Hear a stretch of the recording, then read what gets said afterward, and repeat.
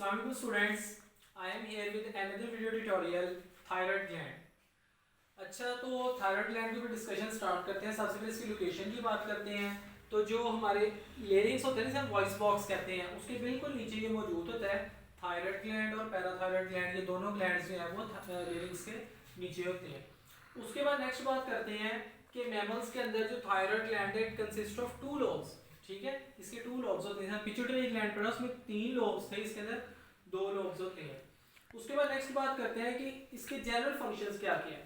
तो जनरल इसके फंक्शंस हैं कि इसने ग्रोथ में हिस्सा लेना है, सेक्सुअल मैच्योरिटी में हिस्सा लेना है। ठीक है, स्ट्रेस कंडीशंस जब आएगी, यानी कोल्ड आएगी, हीट आएगी, कोई डेंजर, यानी ट्रैंक्विलिटी, जितनी भी स्ट्रेस कंडीशंस है उनमें भी इसने रोल प्ले करना है। तो चलिए अब बात करते हैं। सबसे पहले जो हार्मोन रिलीज करता है, इट इज थायरोक्सिन हार्मोन। ठीक है, और एक हार्मोन है ट्राई आयोडोथायरोनिन। ठीक है, थायरोक्सिन और ट्राई आयोडोथायरोनिन ये दोनों सेम वर्किंग करते हैं, इसलिए हम इन दोनों को एक ही हेडिंग के अंदर एक ही वक्त में पढ़ेंगे, क्योंकि इन दोनों का फंक्शन तकरीबन सेम ही होता है। तो उसके बाद नेक्स्ट बात करते हैं कि ये दोनों हार्मोन्स हैं, ये सेम वे में work in a same way. और उसके बाद इनका रोल क्या होता है। बेसिक जो मेटाबॉलिज्म है, ठीक है, हमारी बॉडी का जो ब्रेकडाउन होनी है कंपाउंड्स की, फूड की ब्रेकडाउन होनी है।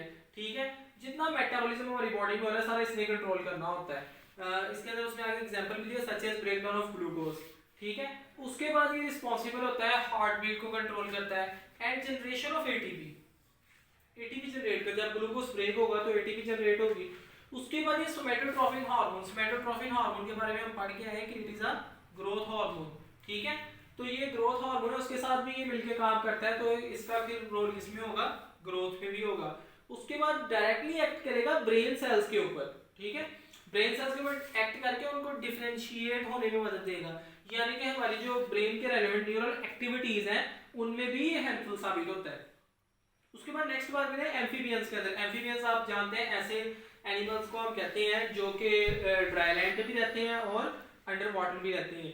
तो उनके अंदर एक फिनोमिना होता है मेटामॉर्फोसिस का। आप सब जानते हैं कि उनकी जो लाइफ स्टेजेस होती है ना, वो डिफरेंट होती है। जैसे मैं ह्यूमंस की बात कर रहा हूँ, हम पैदा होते हैं तब भी वैसे ही होते हैं और डेथ तक। ठीक है, जवान होते हैं, बूढ़े होते हैं, हमारे अंदर वही बॉडी का स्ट्रक्चर रहता है। लेकिन एम्फीबियंस में क्या होता है कि स्ट्रक्चर ना टैडपोल लाइक होता है पहले।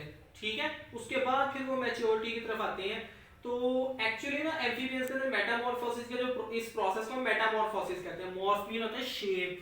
ठीक है, तो वो ड्यूरिंग देयर लाइफ साइकिल अपनी शेप चेंज कर लेते हैं। तो फ्रॉग की बात करो, टैडपोल से फ्रॉग बन जाता है। अब ये जो मेटामॉर्फोसिस का प्रोसेस है ना, इसके अंदर हेल्प करते हैं ये वाले हार्मोन्स। तो अगर ये वाले हार्मोन्स रिलीज नहीं होंगे एम्फीबियंस के अंदर, तो जो टैडपोल लार्वा था उसने कन्वर्ट होना था एडल्ट फ्रॉग के अंदर, लेकिन अब वो एडल्ट फ्रॉग के अंदर कन्वर्ट नहीं होगा, बल्कि जो टैडपोल था वही एक लार्ज टैडपोल बन जाएगा। एडल्ट फ्रॉग वो बनेगा ही नहीं।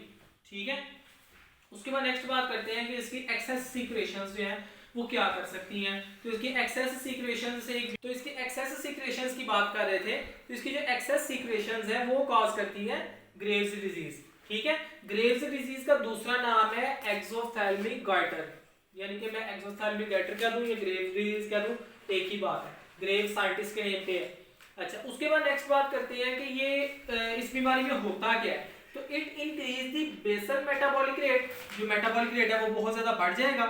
उसके बाद नेक्स्ट बात करते हैं कि जी हार्ट फेलियर काज हो सकता है। देखिए मेटाबॉलिक रेट बहुत ज्यादा इंक्रीज होने से ना जो मतलब कि हमारे हार्ट फेलियर है ये काज हो जाता है, अगर ये इसको कंट्रोल ना किया जाए काफी देर तक ये रहे। उसके बाद नेक्स्ट बात करते हैं it cause the production of abnormal proteins, ये एबनॉर्मल प्रोटीन्स की प्रोडक्शन करवाएगा, और वो जो एबनॉर्मल प्रोटीन है वो एनहेंस करेगी इसकी प्रोडक्शन को, यानी कि वो आपसे मजीद इसकी प्रोडक्शन को और एनहेंस करती जाएंगी। ठीक है, उसके बाद नेक्स्ट बात करते हैं अंडर सीक्रेशंस, कि जब ये कम पैदा होगा, कम प्रोड्यूस होगा तो क्या होगा। तो इसकी अंडर सीक्रेशंस जो है, इसके अंदर सबसे पहली जो बीमारी है क्रेटिनिज्म। क्रेटिनिज्म में क्या होता है, अच्छा ये बात जरा समझ ले। अगर तो इसकी अंडर सीक्रेशन बाय बर्थ होगी तो जो बीमारी कॉज होगी उसे हम क्रेटिनिज्म कहेंगे। अगर इसकी under secretions after adult age होगी तो इसके अंदर जो बीमारी कॉज होगी उसको हम कहेंगे गॉइटर या मिक्सोएडिमा। तो क्रेटिनिज्म को स्टडी करते हैं। क्रेटिनिज्म क्या है? अगर मतलब कि कॉन्जेनिटली डेफिशिएंट यानी कि बाय बर्थ ही जो डेफिशिएंसी है तो होगी, इसके अंदर क्या होगा? नॉर्मल डेवलपमेंट नहीं होगी, ठीक है। थिक और येलोइश स्केली स्किन होगी, ठीक है। उसके बाद कोर्स एंड स्कैंटी हेयर, खुरदरे और लाइक दैट, खुरदरे से बाल होंगे, बाल भी स्मूथ भी होंगे। मेंटली रिटार्डेड होंगे वो वाले बच्चे, ठीक है। उनकी जो मेंटल डेवलपमेंट है वो सही तरह नहीं हुई होगी। उसके बाद fails to develop sexually, sexually भी वो क्या होंगे? इमेच्योर होंगे, जिन बच्चों के अंदर जो है ना इस हार्मोन की डेफिशिएंसी होगी। उसके बाद नेक्स्ट बात करते हैं कि अगर ये वाला हार्मोन रिलीज होता है आफ्टर लेटर एज, ठीक है, एडल्ट मतलब जब एज है उस वक्त इसकी डेफिशिएंसी कॉज हो रही है, तो उस वक्त क्या होगा? उस वक्त ये it is caused by the deficiency of iodine, goitre हो जाएगा, ठीक है।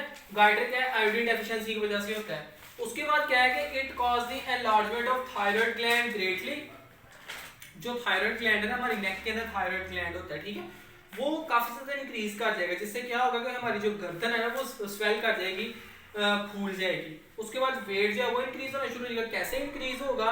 कि जो मतलब कि lie down of access fat, ठीक है, एक्सेस फैट जो है वो बहुत ज्यादा जमा होनी शुरू हो जाएगी हमारी बॉडी के अंदर। उसके बाद जो दूसरी बीमारी है लेटर एज में इसकी जो डेफिशिएंसी की वजह से होती है उसे मिक्स्ड एडिमा कहते हैं। मिक्स्ड एडिमा में क्या होगा कि puffiness of skin and hands, हमारे जो हाथ हैं वो फूले फूले से होंगे, ठीक है। उसके बाद जो हमारी बॉडी का मेटाबॉलिक रेट है वो काफी कम हो जाएगा, हार्ट रेट कम होना शुरू हो जाएगा। और इसके साथ क्या होगा कि हमारे जितने बॉडी के प्रोसेसेस हैं और जितने मेंटल प्रोसेसेस हैं वो क्या होंगे? रिटार्ड हो जाएंगे, कम हो जाएंगे। तो फिर हम इसकी जो डेफिशिएंसी है उसको ओवरकम कैसे कर सकते हैं? तो इसका सिंपल ट्रीटमेंट है कि हम टेबल सॉल्ट यूज करें, आयोडाइज्ड सॉल्ट, ठीक है, जिसके अंदर आयोडीन की क्वांटिटी काफी ज्यादा हो। उससे क्या होगा कि जितनी आयोडीन होगी उतने ज्यादा थायरॉक्सिन हार्मोन रिलीज होंगे और इसकी डेफिशिएंसी जो है वो कवर अप हो जाएगी। उसके बाद जो नेक्स्ट हार्मोन ये रिलीज करते हैं उसे हम कहते हैं कैल्सिटोनिन, ठीक है। कैल्सिटोनिन क्या है? अच्छा, इसकी रिलीज को कंट्रोल कौन कर रहा होता है? अगर तो कैल्शियम आयंस की कंसंट्रेशन ज्यादा होगी, ठीक है, high level of calcium ions concentration increase its production, कहां ज्यादा होगी? ब्लड के अंदर, ठीक है। और low level of calcium ion concentration in blood suppress its production. तो इसकी प्रोडक्शन को कौन कंट्रोल कर रहा होता है? कैल्शियम आयंस की कंसंट्रेशन इन आवर ब्लड, ठीक है। उसके बाद नेक्स्ट बात करते हैं कि इसके फंक्शंस क्या क्या हैं। तो it is an antagonistic hormone. Last lecture में मैं आपको बता चुका हूं एंटागोनिस्टिक और साइनर्जिस्टिक का फर्क। अगर तो वो एक दूसरे के अगेंस्ट वर्क कर रहे हैं तो उसे हम एंटागोनिस्टिक हार्मोन कह देते हैं, अगर एक दूसरे के साथ मिलकर वर्क कर रहे हैं उसे हम साइनर्जिस्टिकली कह देते हैं, ठीक है। Antagonistic to parathormone. अब देखिए पैराथॉर्मोन का क्या काम होता है? पैराथॉर्मोन का काम होता है कि उसने बोन्स में से कैल्शियम को डिसॉल्व करवाकर ब्लड में लेके आना, और इसका क्या काम होता है कि इसने ब्लड में से कैल्शियम को लेकर बोन्स में डिपॉजिट करवाना होता है। तो ये दोनों एक दूसरे के उल्टे काम कर रहे होते हैं। तो it antagonist to para hormone में क्या करेगा? प्रिवेंट करेगा removal of calcium from bones. उसके बाद अब इसकी एबनॉर्मल सीक्रेशन से क्या होगा? अब देखिए अगर ये ज्यादा प्रोड्यूस होगा तो ब्लड में कैल्शियम लेवल फॉल कर जाएगा, क्योंकि सारी ब्लड कैल्शियम जो वो बोन्स में डिपॉजिट करवा देगा। और अगर ये कम प्रोड्यूस होगा तो उससे क्या होगा कि जितनी भी मतलब कि वो बोन्स में से कैल्शियम थी वो आकर ब्लड में आ जाएगी, high calcium level of blood यहाँ पे आ जाएगा। तो इसकी जो डिस्टरबेंस होगी किससे? मेटाबॉलिज्म ऑफ कैल्शियम में, जब ये कम या ज्यादा प्रोड्यूस हो रहा होगा। तो इससे क्या होगा? इसका इफेक्ट नर्व्स के ऊपर भी होगा, ठीक है, मसल्स के ऊपर भी होगा। आप प्रीवियस चैप्टर में पढ़ के आए हैं कि जो मसल की कॉन्ट्रैक्शन और रिलैक्सेशन है उसको कैल्शियम आयंस जो है कंट्रोल कर रहे होते हैं। और स्केलेटल सिस्टम, हमारी बोन्स जो है वो वीक हो जाएंगी या बहुत ज्यादा मतलब लाइक डेफिशिएंसी एक्सेस, ठीक है, उससे क्या होगा कि हमारी जो स्केलेटल सिस्टम है वो बहुत ज्यादा इफेक्ट होगा इससे। So that's all from thyroid gland. If anyone have any query, he or she friendly ask in comment section. Thank you so much.